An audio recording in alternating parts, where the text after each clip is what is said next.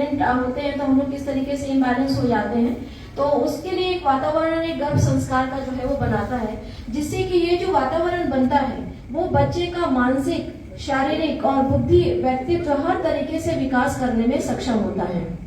जब आप लोग को शायद ये नहीं पता होगा, लेकिन ये साइंटिफिकली प्रूव्ड है कि जो बच्चा होता है, ये मनुष्य के जो 80% जो 80% जो मनुष्य के दिमाग का, बुद्धि का विकास होता है, वो जब बच्चा पेट के अंदर माँ के आ जाता है तभी हो जाता है। केवल 20% जो बुद्धि का विकास है वो चाहे बच्चा पैदा होने के बाद 100 साल तक भी कभी जीवित रहे या मतलब जो व्यक्ति जीवित रहता है उसमें भी जो 20% जो विकास होता है वही केवल बाद में होता है। और वो डिपेंड करता है कि आपके एनवायरमेंटल कंडीशन क्या है, आपके सोशल कंडीशन क्या है और आपके साथ में इकोनॉमिकल कंडीशन क्या है। तो जो केवल मानिए कि 80% जो बुद्धि का विकास हो रहा है वो एक माँ का गर्भ में जब बच्चा है तभी होता है। तो एक गर्भावस्था की कितनी इंपॉर्टेंस होती है कि जो बच्चे को आप किस तरीके से किस राह पे लेकर के जाना चाह रहे हैं। तो जो बुद्धि का विकास है उसके लिए बहुत आवश्यक है कि जो गर्भ संस्कार है उसको हम किस तरीके से और कैसे लॉन्च कर सकते हैं।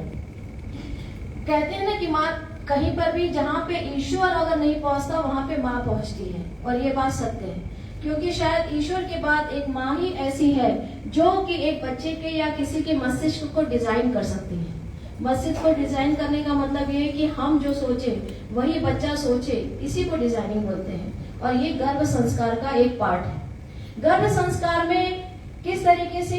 कर सकते हैं, हम लोग ये सोच रहे होंगे कि हम इतनी सारी चीजें बता रहे हैं, आखिर ये है क्या। तो ये ऐसा कोई जादू नहीं है, क्योंकि international journal of medical research and review, और जो रिव्यू ये मतलब कि ये एक स्टडी है उसकी बात कर रही हूँ, उन्होंने भी साइंटिफिकली ये प्रूव किया था कि जब गर्भ संस्कार हुआ तब उसके बाद जब हम लोगों ने जब किसी पेशेंट के ऊपर इसको अप्लाई कराया गर्भ संस्कार को, तो उसके बाद जैसे पेशेंट हुई या माँ हुई तो उनके बहुत सारे जैसे क्रिटिकल कंडीशंस होती थी, ब्लड प्रेशर की कुछ समस्या होती थी, खून की कमी होती थी या कोई और दूसरी कोमॉर्बिडिटीज होती थी, तो वो एक तो कम हो गई। दूसरी ऑपरेटिव डिलीवरीज की जो चांसेस थे वो भी बहुत कम हो गए। फिर जो बच्चा पैदा हुआ उस बच्चे में भी जो लो बर्थ वेट, जब बच्चा होता है तो बहुत कम वजन का बच्चा होता है, एक तो उसकी संख्या बहुत कम हो गई, और दूसरा जो बच्चे की बहुत सारे एब्गार स्कोर्स होते हैं, जो रिफ्लेक्सेस होते हैं, वो भी बहुत ज्यादा सुधर गए। तो इस तरीके से गर्भ संस्कार जो है वो एक माँ के जब बच्चे में पेट में आया और उसके बाद से लेकर 9 महीने तक बहुत सारे ऐसे चेंजेस आए। तो अब ये किस तरीके से गर्भ संस्कार किया जाता है, तो उसमें जो करने की जो प्रक्रिया है उसको जानने से पहले हम ये सोचे कि एक माँ को जो अजन्मे बच्चे के लिए एक तो पहले शिशु के प्रति प्रेम होना बहुत आवश्यक, और दूसरा सर्वश्रेष्ठ देने की जो इच्छा होती है उसी के साथ गर्भ संस्कार का आरंभ होता है। तो मैं चाहूंगी कि स्लाइड जो है वो चलाई जाए। लाइट्स बंद कर देंगे तो बेहतर रहेगा इसके लिए। मैं मगर आप लोग इफ यू वांट टू सी जो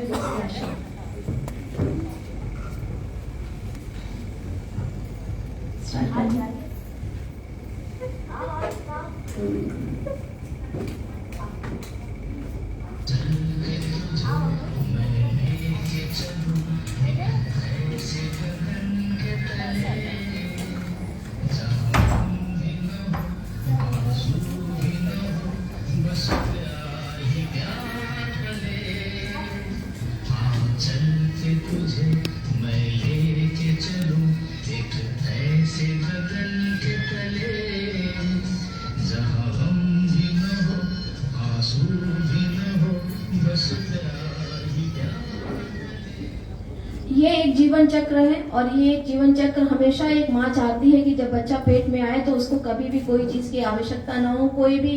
दिक्कत ना हो, कोई भी समस्या ना हो। तो गर्भ संस्कार का आरंभ यहीं से होता है कि हम सब लोग जब बच्चे को पैदा करें तो उसको उसी जगह पे लेकर के चलें जहाँ पे कोई गम और आंसू ना हो उसके। Next slide please. गर्भ संस्कार एक संस्कृत शब्द है और जिसका अर्थ होता है गर्भ में शिक्षा। इसका मतलब जैसा मैंने आपको बताया कि इसका मतलब गर्भावस्था में खुद को भावनात्मक, मानसिक और शारीरिक और आध्यात्मिक तौर पर अच्छी स्थिति में रखना होता है ताकि गर्भ में पल रहे शिशु पर अच्छा प्रभाव पड़ सके।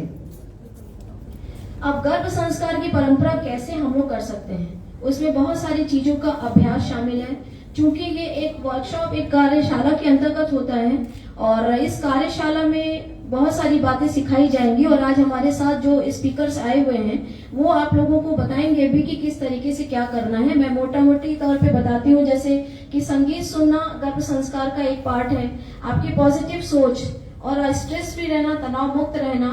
डाइट आपकी अच्छी होनी चाहिए, योगा करना, मेडिटेशन करना, पॉजिटिव वर्क करना, थिंक और पॉजिटिव सोचना, साथ में अपने गर्भ संवाद, अजन्मे शिशु के साथ बातचीत करना, ये गर्भ संस्कार के पार्ट्स होते हैं। संगीत सुनने में जैसे कि हम सब लोग ये मानते हैं कि जो 7 महीने का जब बच्चा पेट के अंदर जब रहता है, गर्भ में बच्चा जब 7 महीने का हो जाता है तब वो अपने माँ की आवाज को सुन सकता है और वो प्रतिक्रिया भी दे सकता है। तो ये जब बच्चे को किस तरीके की आवाज सुनना है, हम लोग सुना रहे हैं, चीख की आवाज सुना रहे हैं कि मेलोडियस सॉन्ग सुना रहे हैं कि एक आध्यात्मिक संगीत सुना रहे हैं, उसमें बहुत सारी चीजें डिपेंड करती है, क्योंकि बच्चा आपके कान से वो सारी चीजें सुन रहा है तो संभावना होती है कि उसके बच्चे का मस्तिष्क का विकास भी वैसे ही होता है। उस बच्चे का जब अगर संगीत अच्छा रहेगा तो उसको तेज सीखने की क्षमता जो होती है उसकी बहुत ज्यादा तेज हो जाती है, उसको स्ट्रेस से लड़ने की क्षमता उसकी अच्छी हो जाती है और साथ में उसका आईक्यू भी बहुत ज्यादा बढ़ जाता है। पॉजिटिव सोच रखना, सकारात्मक सोच रखना और स्ट्रेस फ्री रहना, ये एक बहुत बड़ा ही फैक्टर होता है। कोई भी इंसान जीवन में हो तो कहीं ना कहीं उसको किसी न किसी तरीके का तनाव होता है, चिंता के शिकार हो जाते हैं। लेकिन अगर हम अपने आप को खुश रखने के लिए कोई भी चीज करते हैं जिससे हमें खुशी होती हो, तो वो निश्चित तौर पे जो एक प्रेग्नेंट लेडी होती है उसको जिस बात से खुशी मिलती है तो उसको वो कार्य करना चाहिए। बहुत सारे पारिवारिक माहौल होते हैं जिसमें कि फैमिली के फैक्टर्स हो सकते हैं कि हस्बैंड जो है सपोर्ट कर रहा है, फैमिली इन लॉज नहीं सपोर्ट कर रहे, तो उसमें थोड़ा हस्बैंड को भी ध्यान रखना चाहिए कि हाँ, अगर पॉजिटिव अगर एटीट्यूड अगर रखेंगे, पॉजिटिव थिंकिंग रखें तो निश्चित तौर पे उससे कहीं ना कहीं बहुत अच्छा जो है वो रिस्पॉन्स मिलेगा। फिर आती है बातें सेहतमंद भोजन की। सेहतमंद खाना मतलब कि हम लोग क्या खा रहे हैं, शुद्ध सात्विक भोजन खाना, शुद्ध आहार लेना, ताजा खाना खाना, फ्रोजन खाना नहीं खाना, इस तरीके की चीजें अगर रहती हैं तो निश्चित तौर पे उससे गर्भ में पल रहे बच्चे पे बहुत प्रभाव पड़ेगा। क्योंकि ये टॉपिक्स में बहुत सारे हमारे यहाँ पे विशेषज्ञ और एक्सपर्ट आए हुए हैं, तो ये केवल मैं आपको हेडलाइन बता रही हूँ, बाकी जो हमने आज यहाँ पे बुलाए हुए हैं वो आपको और विस्तृत रूप से बताएंगे कि किस हमें क्या खाना है, हमें किस तरीके से म्यूजिक सुनना है और क्या करना है। इसके बाद आता है योग करना, क्योंकि योग एक ऐसी प्रक्रिया है जिसको कि हम सब लोग जानते हैं कि केवल तन और मन नहीं, आत्मा का भी मिलन होता है। इसलिए योगा से भी बहुत सारी चीजें हो जाती हैं और योगा से गर्भ में पल रहे शिशु के ऊपर भी बहुत अच्छा प्रभाव पड़ता है। तो इसलिए योगा की भी बहुत, आज हमारे शशि जी हैं जो आपको बताएंगे कि किस तरीके से प्रेगनेंसी में क्या करने से गर्भ शिशु पे अच्छा प्रभाव पड़ता है। फिर आता है हमारे पास मेडिटेशन। जैसा कि आप भी जानते हैं कि पॉजिटिव एटीट्यूड रखना हमारे लिए लाइफ में बहुत आवश्यक है और मेडिटेशन एक ऐसा माध्यम है कि हम अपने सारे तनाव को मुक्त कर सकते हैं। ध्यान अगर हमारा कहीं लगा रहेगा तो उससे जो है वो मेडिटेशन से भी एक गर्भ शिशु में प्रभाव पड़ता है। क्योंकि एक चीज मैं आपको बताऊं मेडिकल साइंस में कि प्लेसेंटा जो खेड़ी होती है जिससे कि ब्लड सप्लाई बच्चे को जाती है, उससे एक सेरोटोनिन करके एक पदार्थ जो है वो ब्लड का सिक्रीशन होता है जो हार्मोन्स बोलते हैं। और हमारे ब्रेन का भी जो होता है वो टेंशन का, ये स्ट्रेस का कारण भी जो होता है वो सेरोटोनिन होता है। तो जब अगर सेरोटोनिन की मात्रा अगर बढ़ जाती है तो उसकी वजह से भी बहुत स्ट्रेस फैक्टर हो जाता है। तो उसको कम करने के लिए मेडिटेशन की बहुत आवश्यकता पड़ती है, जो कि गर्भ संस्कार का ही एक पार्ट है। फिर हमने आपको जैसे बताया था कि रचनात्मक कार्य करना, क्योंकि पॉजिटिव थिंकिंग हमारे जरूरी है, तनाव मुक्त रहना। और जहाँ पे भी हम कोई भी कार्य अगर कोई प्रेग्नेंट लेडी करती है जिसमें भी उसका इंटरेस्ट हो, गार्डनिंग में हो, किसी भी तरीके से हो, तो उससे उसका प्रभाव बहुत पड़ता है।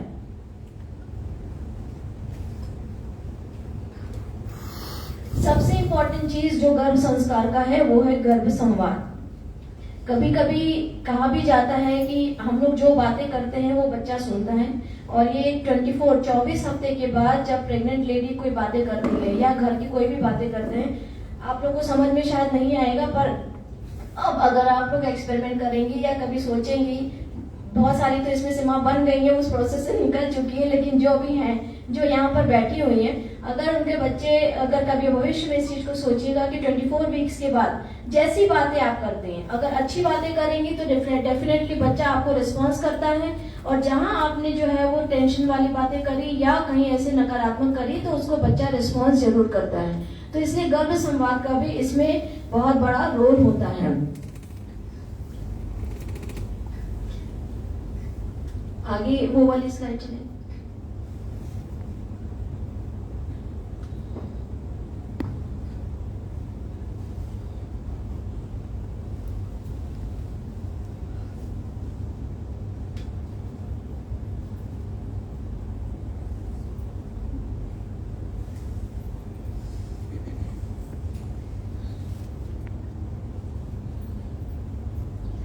इसमें एक स्लाइड है जिसमें चूंकि गर्भ संस्कार साइंटिफिकली प्रूवन है, तो इसमें आपको भी पता है जैसा कि हम लोग के यहाँ गर्भ संस्कार के 2 प्रत्यक्ष उदाहरण हैं। एक उदाहरण है अभिमन्यु का और दूसरा उदाहरण है प्रहलाद का।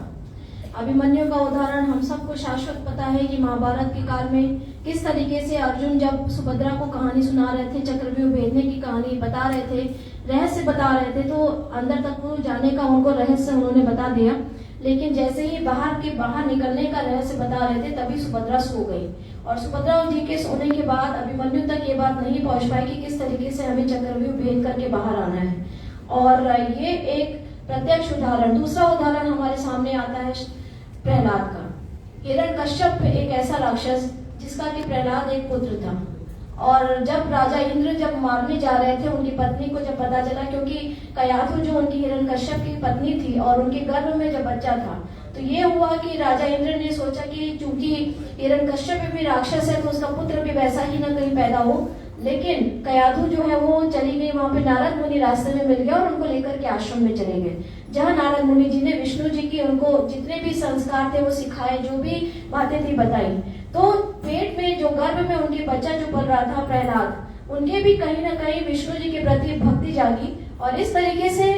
प्रहलाद जब पैदा हुआ तो उसके बाद कई आपको सारी कहानियां पता है। तो ये सारी बातें इस तरीके की हम क्योंकि ये स्लाइड चल नहीं रही, इसमें इजराइल की भी कहानी है। इजराइल में बहुत सारी ऐसी महिलाएं होती हैं जो कि चाहती हैं कि उनका बच्चा साइंटिस्ट बन के पैदा हो।